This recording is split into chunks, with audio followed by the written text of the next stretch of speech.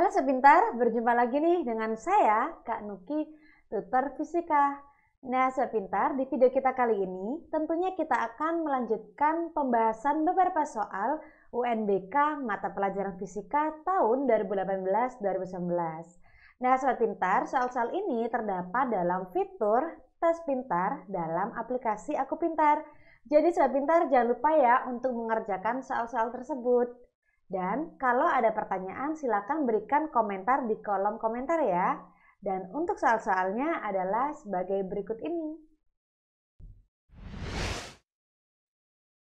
Soal pintar, untuk soal ini adalah soal yang terkait dengan medan listrik. Coba nih soal pintar, kalian kerjakan dalam waktu 30 detik dimulai dari sekarang. Dua buah partikel bermuatan diletakkan pada sudut segitiga siku-siku seperti tampak pada gambar berikut ini. Besar kuat medan listrik total pada titik P adalah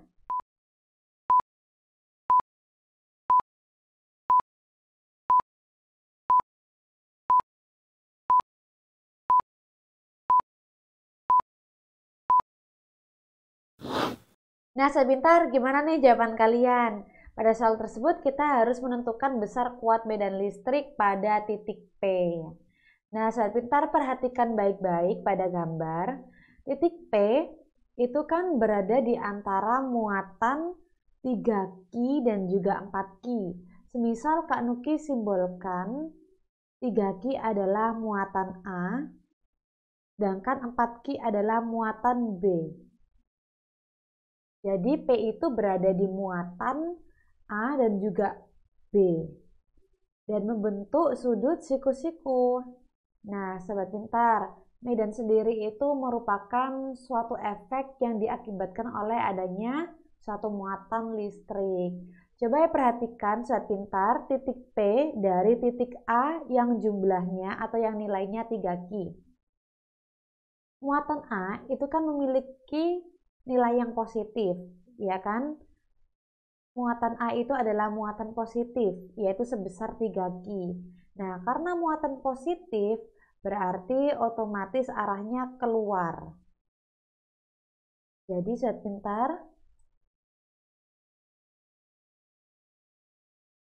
medan P terhadap muatan A adalah arahnya keluar. Jadi, kurang lebih seperti ini ya. Ini adalah medan P diakibatkan oleh muatan A. Kemudian kita lihat ke muatan selanjutnya yaitu muatan B yang sebesar 4 Ki. Nah, ternyata muatan B itu juga bermuatan positif sehingga arahnya juga keluar sobat pintar atau menjauhi. Sehingga ini adalah medan titik P akibat muatan Ki.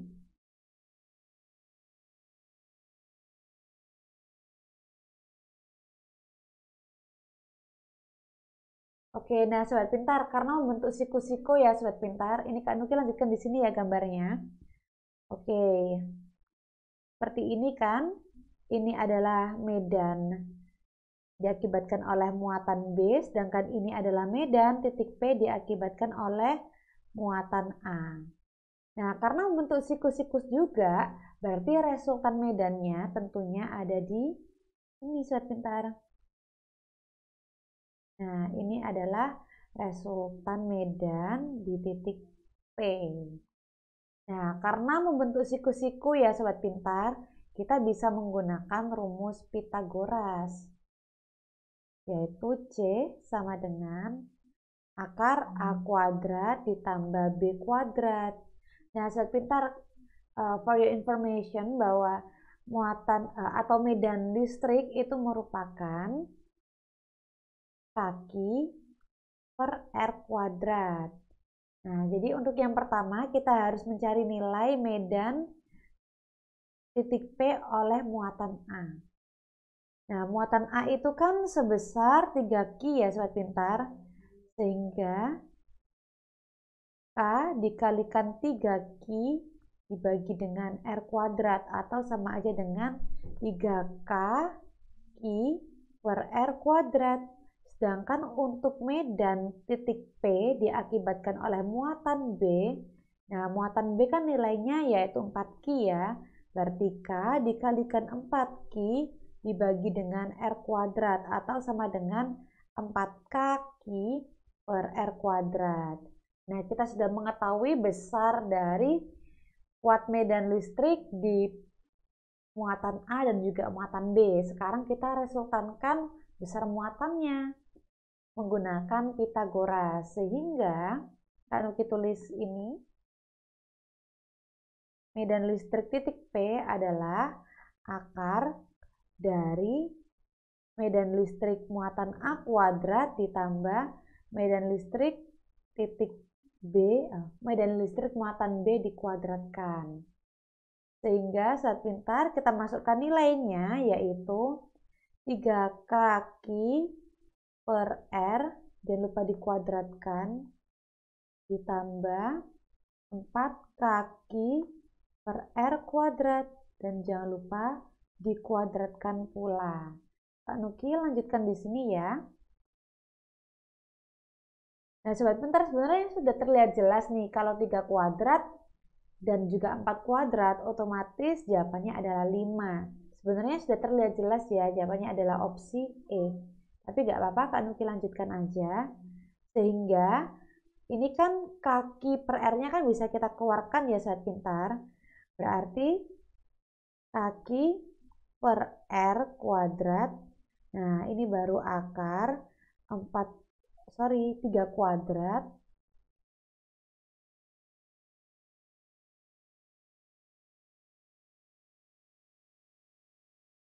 Tiga kuadrat ditambah dengan 4 kuadrat. Sehingga kaki per R kuadrat.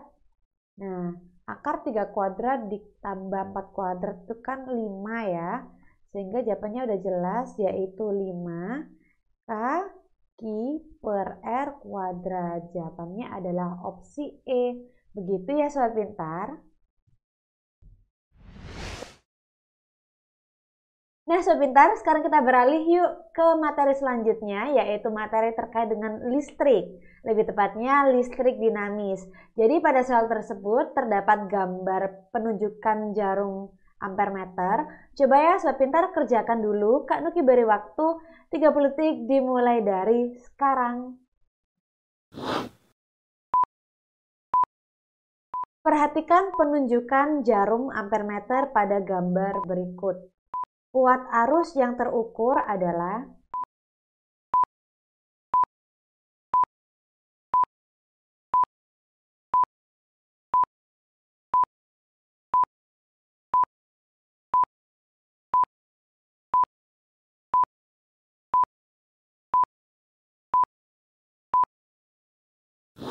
Nah, sobat pintar, gimana nih jawaban kalian? Nah, perhatikan gambar baik-baik ya. Dalam soal tersebut kita harus menentukan kuat arus yang terukur. Untuk menentukan kuat arus yang terukur, kita harus mencari skala yang ditunjuk pada ampermeter terlebih dahulu. Nah, sobat pintar perhatikan pada gambar bahwa menunjukkan angka 60 ini adalah angka yang ditunjuk pada jarum.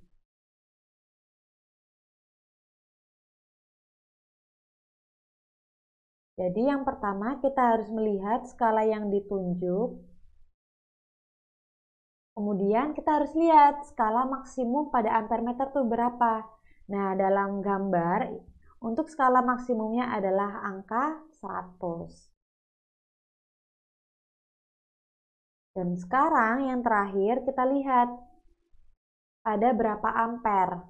Nah, pada gambar ini angka 0 dan juga 5 ampere. Jadi sobat pintar untuk mencari arus yang terukur yaitu dengan cara skala yang ditunjuk per skala maksimal kemudian dikalikan dengan arus. Nah, untuk skala yang ditunjuk ini adalah pada skala 60. Kemudian skala maksimumnya adalah 100. Kemudian untuk arusnya yang terpilih adalah menggunakan 5 ampere bukan 10 ampere ya. Coba perhatikan bahwa yang terhubung dengan sumber listrik, sumber arus, ini adalah angka 0 dan juga 5 ampere. Jadi di sini kita kalikan 5 ampere. Sehingga sobat pintar, diketahui bahwa ini bisa kita coret ya sobat pintar, 6 dibagi 2 adalah 3, tentunya 3 ampere. Jadi opsi jawaban benar pada soal ini adalah opsi D. Begitu ya sobat pintar. Nah sobat pintar, tetap semangat ya. Dan kali ini kita beralih ke materi terkait induksi magnetik. Coba sobat pintar kerjakan dalam waktu 30 detik dimulai dari sekarang.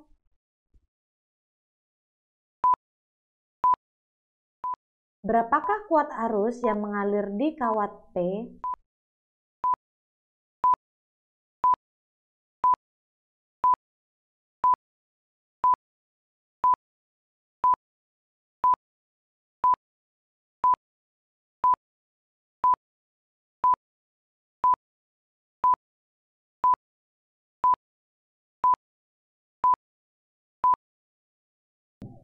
Nah, sobat pintar, gimana nih jawaban kalian? Mari kita bahas bersama-sama. Nah, kita tulis dulu apa saja yang diketahui dalam soal ya. Jadi diketahui kawat P memiliki 10 lilitan. Kak Nuki simbolkan NP.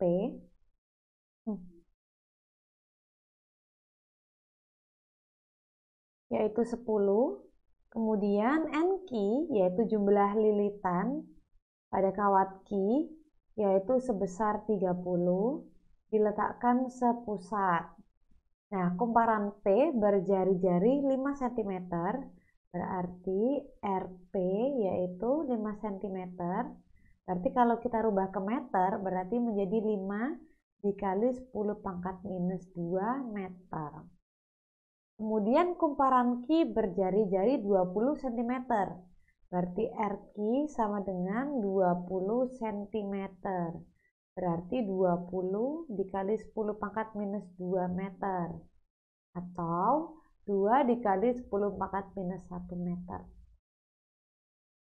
Kemudian arus yang mengalir pada kumparan Q, Kak Nuki simbolkan IQ,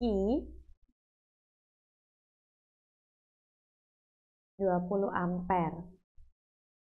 Dan resultan kuat medan magnet di pusat lingkaran adalah 0. Jadi karena sepusat nih sobat pintar, baik itu pada kawat P ataupun kawat Q, berarti resultan kuat medan magnet di pusat lingkaran sama dengan 0. Berarti sigma B itu sama dengan 0. Nah, ini adalah konsepnya. Berarti B di kawat P itu harus sama dengan B di kawat Q. Oke, sekarang kita lihat pertanyaannya. Berapakah kuat arus yang mengalir di kawat Q? Berarti yang ditanyakan adalah IP, arus yang mengalir pada kawat P. Nah, sesuai dengan konsepnya tadi, karena kawat P dan Q adalah satu pusat, sehingga resultan medan magnetnya adalah 0. Nah, sobat pintar, untuk mencari medan magnet pada kawat yang berbentuk lingkaran, yaitu dengan cara B sama dengan mu 0 IN dikalikan 2A, di mana B itu medan magnet, N itu banyaknya lilitan, I itu adalah arus, dan A itu adalah jari-jari dari lingkaran itu, kawat yang berbentuk lingkaran itu. Jadi kita langsung saja ya sobat pintar, ini Kak Nuki tandai. Ini adalah formula yang akan kita gunakan. Sehingga sobat pintar, kan konsepnya yaitu medan magnet di kawat P harus sama dengan medan magnet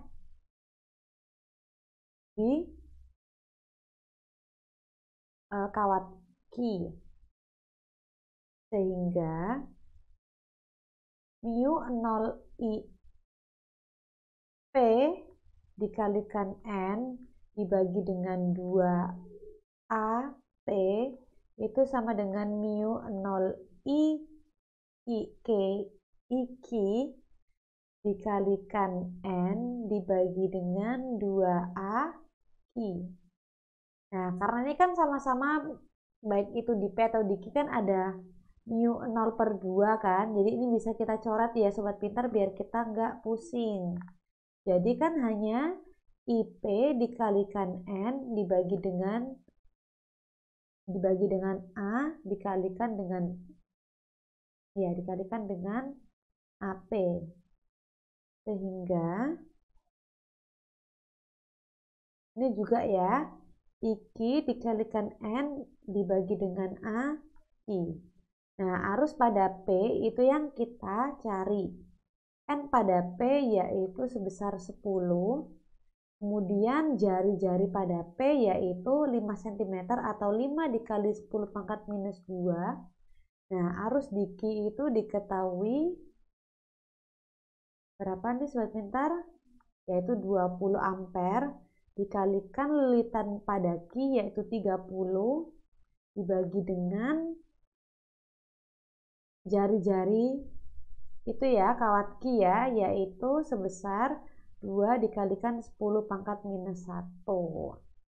Nah, Sobat Pintar berarti gimana nih? Kak Nuki lanjutkan di sini aja ya. Berarti 10 IP per, nah ini kan bisa kita silang ya, bisa perkalian silang. Ini aja deh, 5 kali 10 pangkat minus 2 sama dengan 6 dikali 10 pangkat 2 dibagi dengan 2 dikali 10 pangkat minus 1. Nah, berarti kan ini bisa kita coret pangkatnya ya.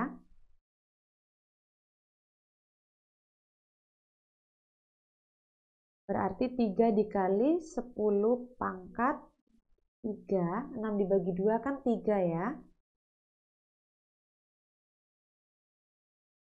Oke, berarti sudah terlihat jelas ya. Jawabannya yaitu 15 ampere. Jadi jawaban untuk opsi ini adalah opsi A sebesar 15 ampere. Begitu ya Sobat Pintar. Sobat Pintar, sebelum kita melanjutkan ke nomor berikutnya, kali ini Kak Nuki punya informasi nih terkait mengapa langit itu berwarna biru. Nah, penasaran Sobat Pintar? Langsung saja ya, simak penjelasan Kak Nuki berikut ini. Sobat Pintar, ketika cahaya putih yang berasal dari matahari menjalar melalui lapisan atmosfer, cahaya tersebut bertabrakan dengan molekul udara. Nah, pada saat bertabrakan, warna-warna yang berbeda atau panjang gelombang cahaya tersebar dengan jumlah yang berbeda. Cahaya biru yang mana memiliki panjang gelombang yang rendah itu akan tersebar lebih banyak dibandingkan dengan cahaya merah, yang mana cahaya merah itu memiliki panjang gelombang yang lebih tinggi. Sobat Pintar, cahaya biru kemudian tersebar ke segala arah. Cahaya biru tersebar ke segala penjuru oleh molekul kecil dari udara di atmosfer bumi. Nah, Sobat Pintar, warna biru lebih banyak tersebar karena tentunya warna biru memiliki panjang gelombang yang lebih kecil. Sehingga semua hamburan itu tercampur dan karena itu kita melihat langit sebagai langit yang berwarna biru. Tapi nih Sobat Pintar, ketika kamu melihat pelangi yang ada berbagai spektrum warna mulai dari merah, jinggu, hijau, biru, nila, dan ungu, kalian tahu bahwa warna yang memiliki panjang gelombang paling rendah adalah ungu, sedangkan warna yang memiliki panjang gelombang paling tinggi adalah merah. Tapi kenapa ya kita nggak melihat langit berwarna ungu? Nah Sobat Pintar, jawabannya ya tergantung dari reaksi mata kita. Jadi di dalam mata kita ada dua jenis tipe sel, yaitu sel batang dan juga sel kerucut. Nah sel kerucut ini yang bertanggung jawab untuk mendeteksi warna.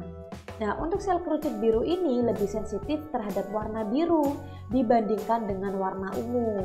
Nah makanya ketika kita melihat langit secara nggak langsung nih Sobat Pintar, sel pada mata kita akan memberikan interaksi ke otak bahwa warna yang kita lihat adalah warna biru. Sobat Pintar, semoga kalian paham ya dengan penjelasan yang Kak Nuki jelaskan tadi. Sekarang yuk kita lanjut ke nomor berikutnya. Nah Sobat Pintar, Tetap semangat kan? Nah, kali ini kita akan beralih ke materi terkait dengan radioisotop. Coba ya sobat pintar, kerjakan dalam 30 detik dimulai dari sekarang. Perhatikan pernyataan berikut ini. Manakah yang memanfaatkan radioisotop kobalt 60?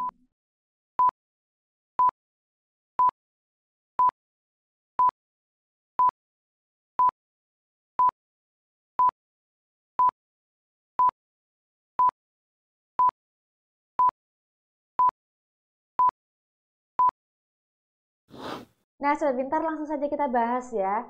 Jadi radioisotop itu merupakan radioaktif yang sudah mengalami perubahan unsur menjadi unsur lain. Nah, di sini di antara 4 pernyataan tersebut, kita harus mencocokkan manakah yang merupakan manfaat dari radioisotop kobalt 60. Nah, sobat pintar, kita cocokkan satu persatu ya. Untuk yang pertama adalah mengukur kedalaman laut. Nah, kalau kalian pelajari gelombang bunyi di kelas 2, ada soal tuh ketika kalian mengukur kedalaman laut menggunakan gelombang bunyi kan ya. Jadi benar sekali untuk mengukur kedalaman laut itu kita menggunakan gelombang bunyi. Berarti untuk nomor 1 ini salah ya. Kemudian untuk membunuh sel kanker.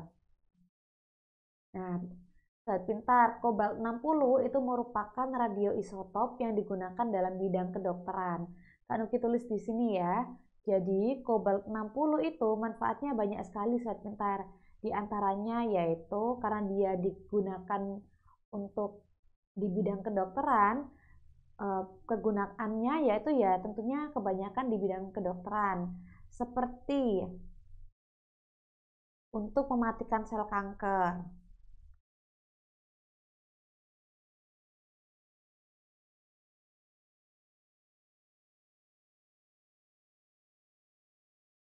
Kemudian untuk sterilisasi alat kedokteran.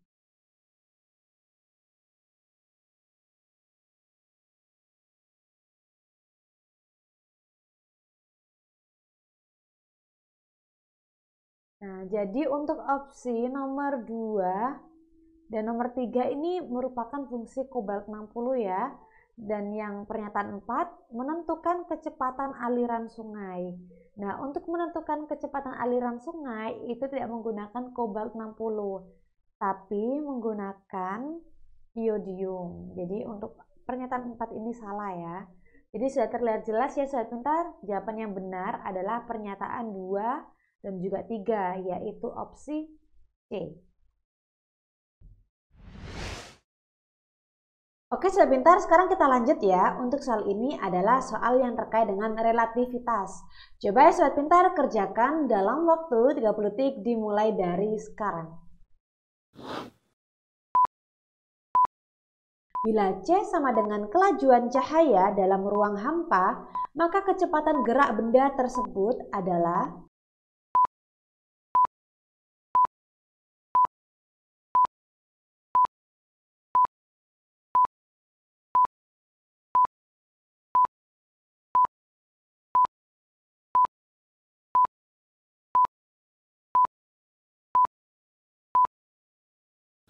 Nah, sobat pintar, gimana nih jawaban kalian? Langsung saja kita bahas ya. Yang perlu kalian perhatikan dalam soal ini adalah massa suatu benda bergerak menurut pengamat diam di bumi bertambah 25% dari massa diamnya.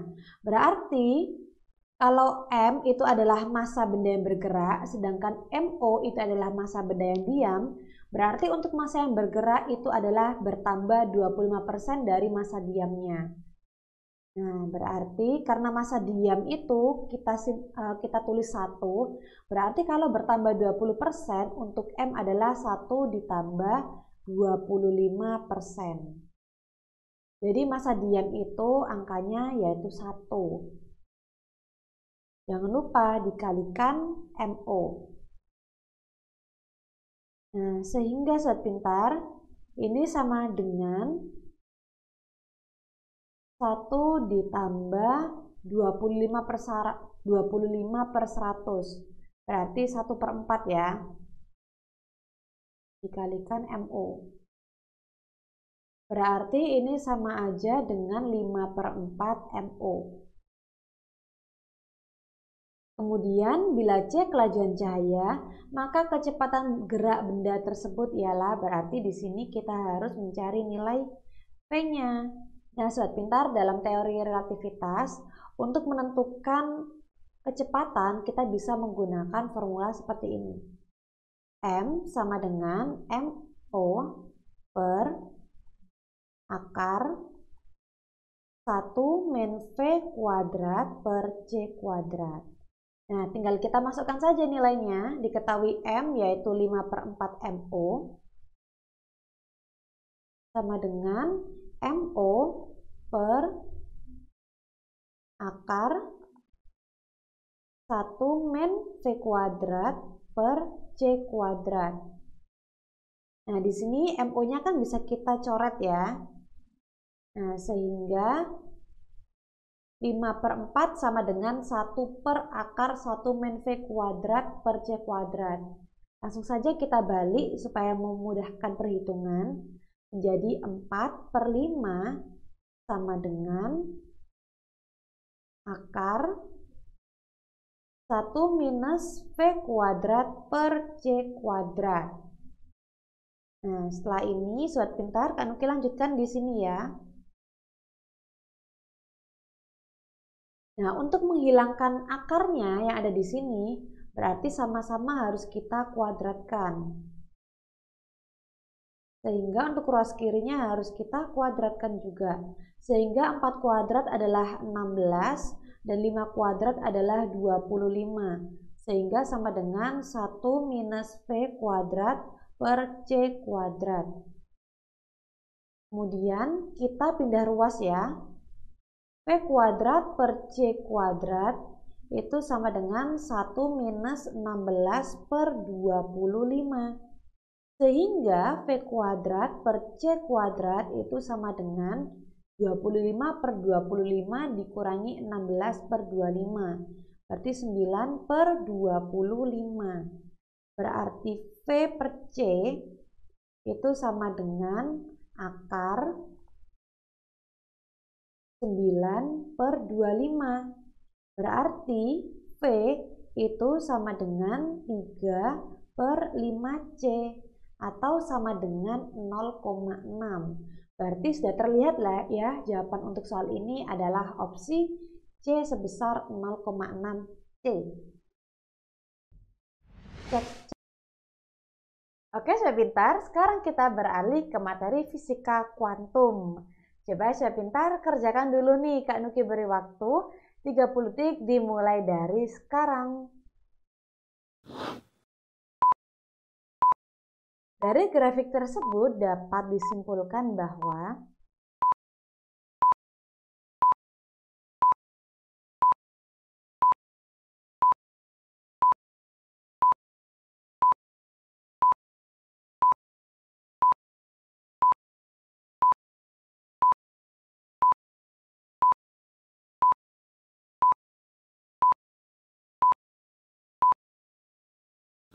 Nah, sobat pintar, langsung saja kita bahas bersama-sama ya.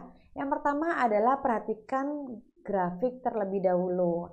Nah, pada sumbu Y atau sumbu yang ke atas, itu menunjukkan daya tiap satuan luas. Kemudian untuk sumbu X atau sumbu yang horizontal, itu menunjukkan lambda atau panjang gelombang. Dan pada grafik terdapat info bahwa T1 itu 4000 Kelvin, T2 6000 Kelvin, T3 juga 6000 Kelvin. Nah, dari perubahan suhu ini sobat pintar dapat diketahui bahwa semakin suhunya naik, berarti kan panjang gelombangnya atau grafiknya itu semakin ke kiri ya. Berarti panjang gelombangnya itu semakin rendah. Berarti terdapat hubungan berbanding terbalik antara suhu dengan panjang gelombang. Karena pada grafik dapat dibaca semakin tinggi suhunya berarti panjang gelombangnya semakin rendah. Hal ini dibuktikan dari grafik yang arahnya ke kiri. Berarti jawabannya yang mana nih sobat pintar? Jawabannya Oke, jawabannya benar sekali. Opsi B, yakni panjang gelombang maksimum yang dipancarkan cenderung turun saat suhunya naik. Nah, begitu ya Sobat Pintar. Kalau kalian ada pertanyaan, silakan berikan komentar di bawah. Sobat Pintar, itu tadi pembahasan beberapa soal UNBK mata pelajaran fisika di tahun 2018-2019. Semoga video ini bermanfaat ya buat Sobat Pintar dalam persiapkan UNBK supaya mendapat nilai yang bagus. Jangan lupa Sobat Pintar untuk like, komen, dan juga subscribe channel YouTube kami yaitu Aku Pintar. Dan jangan lupa juga untuk aktifkan notifikasinya supaya mendapat pemberitahuan video terbaru dari kami. Belajar pintar bersama Aku Pintar. Sampai jumpa!